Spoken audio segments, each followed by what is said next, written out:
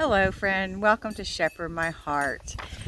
My name is Pamela, and we are on day 6 of our 7-day journey through Psalm 23. I'm so glad you're along with me in this journey, and I pray that God is revealing things to you in a fresh way of what it means to know the shepherd.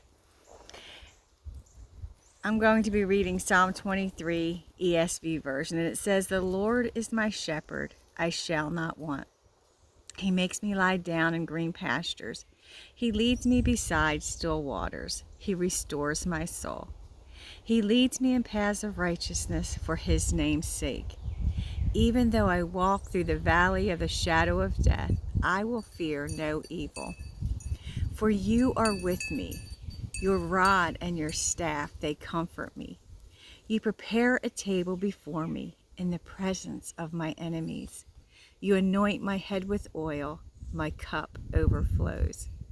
Surely goodness and mercy shall follow me all the days of my life, and I shall dwell in the house of the Lord forever." Today we will be looking at verse 5 that says, "You prepare a table before me in the presence of my enemies. You anoint my head with oil, my cup overflows." What is the purpose of the table? Why do we gather at a table? We do this to be with friends and family, to eat a meal. It's a place where we create memories. Some of my sweetest memories are around our Thanksgiving table. My dad would take us on a long hike while my mom stayed home and to prepare the meal. When we returned, the house was filled with the aroma of turkey and all the trimmings. I have 12 brothers and sisters, so I think my mom treasured that quiet time in the kitchen. Maybe your story is different. Maybe your table hasn't been a place of warmth and welcome. Jesus wants to change that. He wants you at his table. Not because you're perfect or you get it all right, or even for what you will do for him. He wants you at his table so he can serve you, provide for you, give you safety and belonging. At his table, there is more than enough, and there is even extra left over to give to others. But we also have an enemy, and he invites us to a different kind of table. At his table, he forces us to serve him. He takes from you and separates you from others. There is never enough, and the atmosphere is thick with fear and anxiety. What a contrast.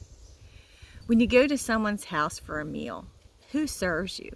Isn't it usually the host that serves you? In David's time, it would be the servants who prepared and served the meal. With this in mind, we see in Scripture the amazing picture of the shepherd serving us. He has prepared a feast for us and invites us to his table. Let's look at Philippians 2, 4 through 8. It says, "Let each of you look not only to his own interests, but also to the interests of others.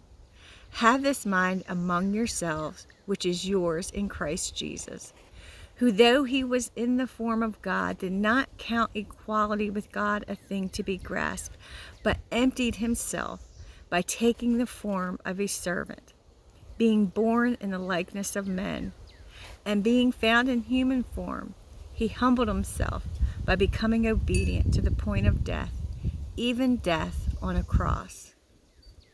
Jesus is our example of what it means to serve. A servant king. That's so hard for us to wrap our head around. And yet, I must be served first in order to serve others the way we are called to serve. And notice where this table is prepared. It's prepared in the presence of our enemies. We often take this to mean to gloat over them, about how much Jesus loves us more than them.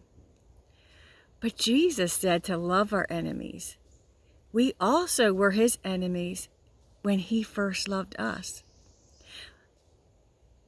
But what if Jesus is asking us to show the same love to our enemies that he showed to us? To let them know they are also invited, to let them know the same love they are observing between us and Jesus is available to them. What if he's calling us to invite them to the table too? What if the table is big enough, not just for our comfort, but for their redemption? Jesus has so much joy over one sinner that chooses to come and eat at his table, and he wants to show his love through us. As we sit at his table, he anoints our head with oil. Walking through the valley, we suffer wounds that need to be healed. The oil of his Spirit flows over us, removing all that separates us from him and bringing healing and restoration to our soul. His peace invades the dark places inside and erupts in joy at his provision. Our cup overflows. There is more than enough, and it overflows. As it overflows, it touches others who are in contact with us so that they too can meet Jesus, the shepherd.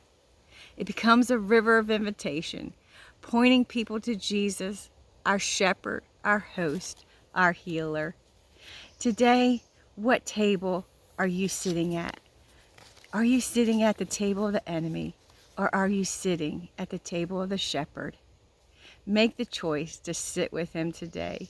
God bless you.